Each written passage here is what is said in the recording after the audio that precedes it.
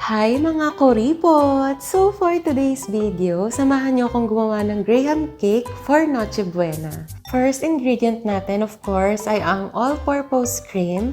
Chinil ko siya for 24 hours kaya siya nabuo na ganyan. Kasi mas madali siyang i-whisk at mas kumakapal talaga siya at nagdo-double yung size niya. So pagka-double ng size niya ay nilagay ko ng ating second ingredient, ang condensed milk. Mas lalo pang kakapal yan kapag ginamitan ko ng mixer. Etong electric mixer ko ay nabili ko dito sa TikTok shop, kaya naman mag-check out na rin kayo. So nilagay ko na yung remaining condensed milk hanggang sa maging ganito yung consistency niya. And then, ang third ingredient natin, of course, ang graham crackers. So ayan, naglagay na ako ng mga crackers for our first layer.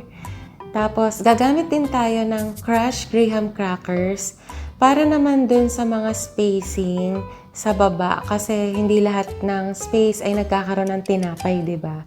So, ayan, nilagyan ko na rin ng cream yung first layer natin. At kung mapapansin nyo, ay sobrang thick talaga niya. Kaya mas mainam kung i-whisk nyo yung mismong cream para mag-double up yung size niya. So, ayan, nilagay ko na yung third layer. And sinimot ko na rin yung pinaka-cream para naman mas masarap. And for the last ingredient ay ang fruit cocktail.